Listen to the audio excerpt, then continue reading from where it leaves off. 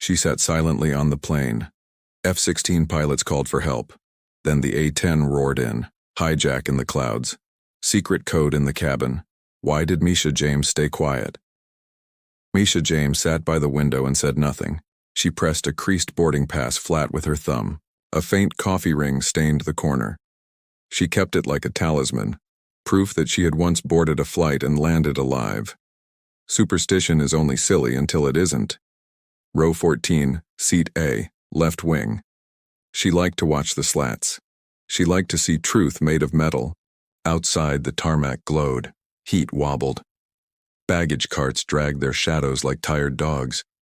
Inside, the air smelled of citrus wipes and recycled nerves. Her bracelet was just a bit of green thread tied twice, knotted by a child's hand. She turned it once, then again. A metronome for her breathing. People performed normal. That was the ritual. A man rehearsed a speech under his breath. A mother counted snacks. A student traced a doodle of a paper crane on a napkin, then folded it for luck. It sat on her tray like a fragile white heart. Misha studied small things. The shoes of the tall man in 12C. New laces. Old soles. The scuff pattern said sprint, not stroll. The woman in 11D hugged a backpack too close, but her eyes were soft, not guarded. Not fear. Just tired love. The safety video flickered. The crew smiled on cue.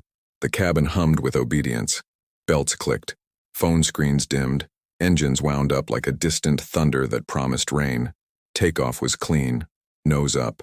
A soft push in the chest. The city slid back. Clouds accepted them without a word. She watched the wing flex. A steel swan with nerves. When the seatbelt sign went off, the plane exhaled with everyone else. She didn't. Silence had shape for her. It was a thin glass sheet balanced on fingertips. It could hold weight. It could cut. A flight attendant with a gold pin stopped by. "Anything to drink, ma'am?" "Water," Misha said. Her voice was low. Polite. Forgettable. The attendant poured. The paper crane bobbed when the cup landed. The waterline trembled. A circle of light wavered across Misha's wrist, over the green thread, over the veins that never lied. 2 rows up, a man tapped a phone hidden under his tray. He covered the glow with a magazine about watches. Funny thing, he didn't wear one. Across the aisle, another man adjusted his jacket sleeve and scratched behind his ear. The same gesture twice again. Wrong place, right code. Misha let her cheek touch the window, cold on bone. It sharpened the scene. She found more small things. The faint square bulge beneath 12C's jacket. Not a gun shape, a transceiver's. The antenna would be soft, not hard. Thin wire taped down. The captain spoke, calm, unhurried. "Expect a smooth ride." There was one extra word in his flow. It landed where it did not belong. A trained ear could feel it. Her jaw tightened. That word had a meaning.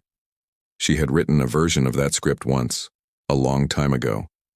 She had deleted it from her life. It had not deleted her. The curtain twitched near the galley. A crew member passed a folded napkin to another. The pass was smooth, but the hand that delivered it shook after. The wing cut light. The sky lay flat and honest. The cabin, not so much. Misha slid her fingers under the seat. She touched the heel of her tote. The canvas was warm from the floor vent. Inside, a metal pen waited. It wasn't special. It just wrote under stress. That was enough. Her breath found the bracelet knot again. One loop for the living. One loop for the lost. She counted the aisles, the rows, the exits. The faces who would help if asked. The faces who would freeze. The faces who would film. She marked the veteran hat in 18F. Navy. Korea. The man's hands were steady even at rest. He watched like men who know storms do. The air changed. It always does, right before a thing declares itself. The hum of the engines stepped half a note down, not a failure, a command. A human decision happens in sound before speech. Then the intercom clicked. The captain returned. His words were soft, But one sentence came out with edges. Maintain altitude while we evaluate. Evaluate was not a pilot word today. It was a coded ask. It meant, we are not alone in the cockpit. Someone near the front stood. The sound he made with the latch of the lav door was wrong. He hadn't gone in. A child's paper crane slid slowly toward the aisle with the lean of the plane. It stopped against the toe of a shoe in 12C. The man did not look down. He pressed the magazine closer to his tray. Misha reached for her pen. The curtain rippled again, and then the cockpit door thudded once, twice, like a heart trying to climb, out of a chest, followed by a click that did not belong to prayer. She wrote 4 words on a napkin, not a cry. A map. Row 12, signal active. She added a simple line drawn toward the cockpit, then a crosshatch. Delay here. She folded the napkin into something clumsy, not a crane but a crude square. Ugly things get thrown away slower. When the cart rolled by, she let it slip near the edge. The attendant's eyes found her first, then the paper. The woman's hand paused, hovered, decided. She tucked the note beneath a sleeve. The cabin smiled at itself in the seatback screens. Moving maps. A blue curve over a green world. The icon of the plane was too honest. It did not know fear, only vectors. In 12C, the magazine lifted a breath. A thumb pressed 3 times under it. A code. Not Morse. Muscle. That meant he had worked with people who could not risk radios, or he wasn't sure who was listening. The veteran in 18F watched his own reflection in the window. Not for vanity, for angle. Glass tells you who is behind you without turning. His reflection met Maisha's. He didn't nod. He didn't need to. The captain's voice came back. We've got a little headwind. That was clean. Normal. Then again, a small misfit. Remain composed. Composed is a strange word for a plane full of strangers. It belongs in music, not in the sky. In some rooms, it meant code yellow. Across the aisle, a teenage girl twisted a coin between fingers. It was a tarnished copper cent with a hole drilled through it. It flashed and dimmed and flashed. Nervous light. The coin dropped. It spun. It fell against 12C's shoe. The man did not flinch. Misha sipped water. The cup's rim left a ring on her tray. A little moon. The crane on the student's table shivered with the airflow from the overhead, a small white seismograph. She placed her metal pen on her thigh under the blanket. She felt its spine against her skin. She put the green thread knot between 2 knuckles, not for charm, for timing. Tight knot, slow count. Loose knot, fast count. She chose slow. Panic blends time into useless foam. The galley curtain opened a slit. The attendant with the napkin looked different now. Her smile held its shape like a picture frame in a shaking house. The click came from the front. Not a gun, a latch. A latch not meant for passengers, not meant for today. Then a second sound. Soft, insistent. A digital tick-tick-tick under the floor by row 12. A transceiver checking for a friend. C scratched behind his ear again. His partner in 12A tugged at a cuff. Mirrored gestures. A duet without melody. The intercom hissed. A voice no one had paid for filled the aisle. No one moves. It was quiet, almost kindly. A stranger had finally stepped into the role he had practiced. He held a small pistol low, as if ashamed. He had learned to point with his eyes, not the barrel. He raised the other hand and pressed 2 fingers to his earpiece. Cockpit, open. It didn't. Behind the door, a lock stayed stubborn. Good. Someone in there still believed in bolts. You, the man said to a flight attendant. Phone. She handed it over. He tossed it to 12A, who put its screen down on his tray and pressed the magazine over it again. The glow lit the edges of glossy pages with a soft, deadly halo. Maisha closed her eyes for 1 beat, enough to line the scene up in her mind. The weapon, the device, the distance, the helpers, the exits, the sound of the engines, the speech of the pilot, the code in the code. She opened her eyes.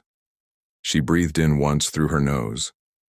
A memory rose like a taste, An empty room, a chalkboard, a pattern of phrases circles around maintain, composed, and evaluate. Training that had not asked her permission to remember it. Training she had tried to abandon. The gunman walked the aisle and did not look at faces. He looked at hands. That meant he had done this in drills. Hands panic. Faces lie. Hands tell. He passed Meisha. She looked at the wing. He looked at her and saw nothing. That was her finest blade.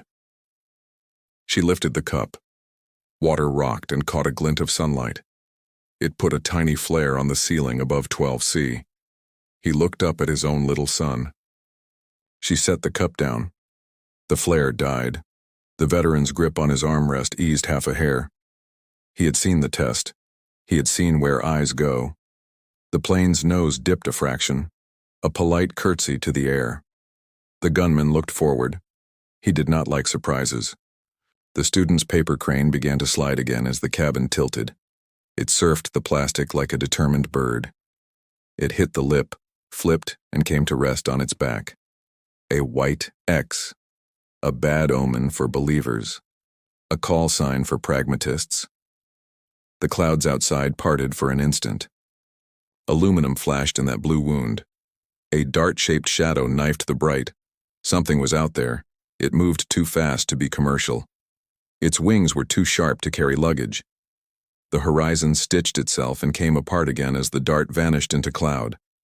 A whisper slithered through the passengers. Everyone knows a shape like that even if they pretend they don't. The gunman did not. He kept his eyes inside. That was his first mistake. Meisha counted 3 quiet beats. The intercom snapped alive, once more. But this time the voice had that clipped calm you hear from people who live inside helmets. Civilian flight identify. The words weren't for them. They were for the cockpit. Still, every spine on the plane sat straighter. F-16s had found them. And for the first time since the wheels left ground, Meisha let herself think a single risky, dangerous word. Hope. She also knew what comes after hope when someone in row 12 is listening to another voice in his ear. He turned slowly.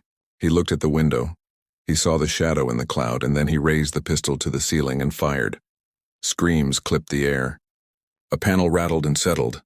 Oxygen masks tumbled half out, then stuck like fruit caught in branches. The gunman's hand shook. Not fear, frustration. He had wanted the sound more than the damage. Sound is theater. Theater changes crowds Meisha didn't stand. She let fear move elsewhere. When it could not find her, it went around her like wind against a stone and spent itself. The captain's voice was back. Everyone stay. Seated. The pause was deliberate. He was listening to another line. Helmet voice. Tower voice.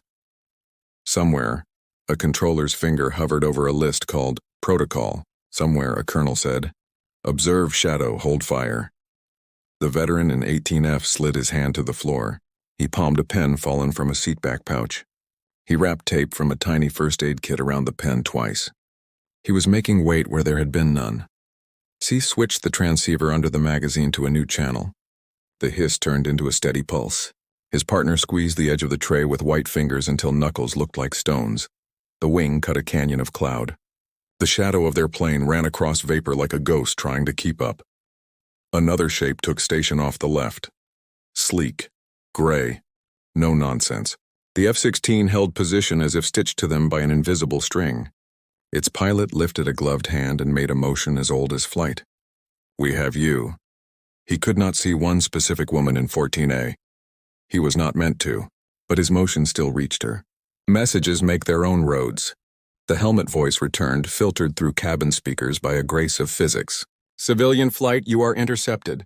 Squawk ident and acknowledge. The gunman laughed. The sound was small and caught in his throat. He tapped his earpiece. We are already acknowledged. He was talking to someone not in the sky. The crew in the galley vanished behind the curtain. Movement behind doors felt like prayer behind walls. Meisha lifted the napkin again and wrote one more word. Jam. She slid it under a cup toward the aisle. The attendant saw it. Something changed in the air like a muscle unclenched. Jam, not jelly. Jam as in scramble. Jam as in stall the talk. Bend the signal. Buy seconds. If the crew saw that and knew who to call on their secure keys, ground could push back hard on Row 12's toy. Remain seated, the gunman said again. He thought repetition was a leash. He had never had a toddler. Meisha pinched the green thread. Tight. Fast count. Now. Sir, she said to the gunman in a voice made of ordinary. The boy in 9B is going to be sick. He glanced. He had to. It is a rule inside human bone, he swore. He gestured at 9B. Bag. The mother fumbled and stood half an inch. The gunman aimed the pistol. She froze. The boy gagged. The aisle smelled of fear and orange. The F-16 drifted higher. A second gray blade slid into place on the right. 2 angels. 2 hammers. 2 eyes. The radio call changed tone. Not a request now. A decision. Falcon lead to civilian flight. You are to maintain current heading and altitude. Do not deviate. That sentence is soft steel. It comes with math behind it: vector, speed, closure rates, fuel, weather, weapons. The gunman heard none of that. He heard only you are to. He smiled, small and sour. He nodded to 12C. He wanted theater again. 12C flipped the transceiver to a 3rd channel and pressed a recessed button with a fingernail. A new rhythm started. Not a pulse. A slow countdown. It spoke to a thing not on the plane.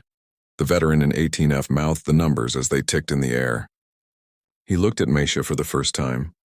A question passed in the thickness between them. Do we move? She shook her head one hair. Not yet. She needed the F-16 pilots to call for help. Not more jets. Help of another kind. Help against the thing Row 12 had invited to the party. You call the A-10 when you need teeth for Earth. You call the Hog when the threat has roots, not wings. The gunman raised the pistol again. He was going to waste one more round. He wanted to show the sky he had noise too. The intercom cracked. A new voice came aboard. It was younger, dry, focused. It did not bother with valedictions. Falcon lead to command. We have a secondary track lifting off coastal lowland. Bearing 210. Speed increasing. Possible hostile intercept tool. Advise. A pause that felt like the silence that falls when a surgeon points. Then Falcon lead command. Hog One is inbound from training range. You are cleared to request support if target closes within threat envelope. The A-10, big gun. Broad shoulders. Ugly on purpose. The veteran closed his eyes like a man who's heard a hymn. Row 12's countdown passed a number that tasted bad in Meisha's mouth. 15, the boy in 9B hiccuped. The paper crane skated and stuck to a smear of orange. On the right side of the plane, beyond plastic and cloud, a dark dot grew. It was low. It flickered against marshland and river like a gnat that had learned math. It didn't belong to any airline. The gunman didn't see it. He stared at the cockpit door. He believed doors matter more than routes. He had never met mud. Falcon lead to Hog One, the pilot said. We're about to earn our pay. Meisha slipped the pen under her sleeve. The green thread cut a groove in her skin. And from the east, too low for comfort, the first cough of the GAU-8 rolled up through the air like a promise that shook bones. Sound arrived before sight. It always does when the ground is the problem. The GAU-8's growl is not a sound you forget. It does not ask for the room. It makes the room. The cabin walls trembled like an old piano taking a hard chord. The dot below became an ugly moth of metal, a stripped turboprop hauling something it should not. It had climbed to meet them and would not. The A-10 saw to that. The A-10 cut across marsh like a file across a nail. It rolled left, showed the wide armor of its back, and wrote a short, brutal line of punctuation across the sky. Period. Conversation over. The turboprop shuddered and lost its nerve. It sank into reed smoking and finally went very quiet. The cabin did not cheer. The sound from below had done something to throats. It had rearranged the furniture of fear. It had freed it and caged it in the same second. The gunman's eyes darted. He had not planned for growls. He had planned for hisses and pings and white lies. The sound of brass and mercy broke his script and left him with nothing but the weight of his pistol. He pointed it without a target. He found targets anyway. People are easy to turn into targets when your plan fails. Do not move, he said, but the sentence was smaller now. The air ate half of it before it reached row 20.12C pressed a knuckle to his ear. His thumb trembled. The transceiver, wounded by jamming, still blinked. Its countdown stumbled. 11:10:99. Ident. The A-10 slid into a high lazy arc under the passenger plane. Like a farmer walking the fence line. Check, check, check. Meisha pressed the green knot again. Slow count. She looked at the veteran. He had the taped pen in his palm and a belt loose around his wrist. He was a quiet machine built 50 years ago and still true. She raised 2 fingers low. Not yet. One more thing. The thing came. The F-16 pilot spoke again. Civilian flight, you will maintain present track to the divert field. You will not respond to interior threats. Help is aboard, help is aboard. Strange phrase. True anyway. Misha stood. She did not stand like a hero. She stood like a person whose knee aches. Nothing theatrical. The shape of ordinary draws less fire. The gunman snapped the pistol toward her. He had wanted to shoot the ceiling again. A woman standing without permission unstitched him. You, he said. Sit. She didn't. Take me, she said soft. You will need someone to carry your message when you land. You aren't going to shoot all of us. You aren't stupid. So choose one messenger. It was nonsense. It was also true if he wanted it to be. People will take any bridge you show them when the river under them is their own fear. He blinked. His earpiece spoke a ghost word. He nodded at it like a man nodding at a god he had never seen. Come, he said. Misha stepped into the aisle. She let the blanket fall. Her pen slid into her palm. The grip was nothing. The tip was everything. The veteran rose with her movement like a shadow getting off the floor at noon. He didn't lunge. He stepped, calm, even. The taped pen slid under the gunman's wrist and lifted. The muzzle tipped. The shot went into the headrest instead of a lung. A noise like a bubblegum pop echoed from the cushion. Misha's pen stabbed the tendons on the thumb side of the wrist. The pistol spilled. It was a toy without a boy. It skittered down the aisle and dozed against a shoe. C stood. He put his knee on his own tray and ripped the earpiece wire free. He screamed, not in pain, in rage at a plan that had lost its verbs. The veteran looped the loose belt through the gunman's elbow and pulled. Bones argued. Skin burned. Elbow met rib and decided to stay. Passengers breathed as if they had been underwater and now were not. The A-10's shadow slid over the wing. Its roar wrote another short sentence. Let's not lose the plot, it said without words. The plot is, all of you land. The transceiver blinked 6, then 5, then 4. There was still a promise counting down under row 12's feet. It wasn't a bomb. It was a beacon.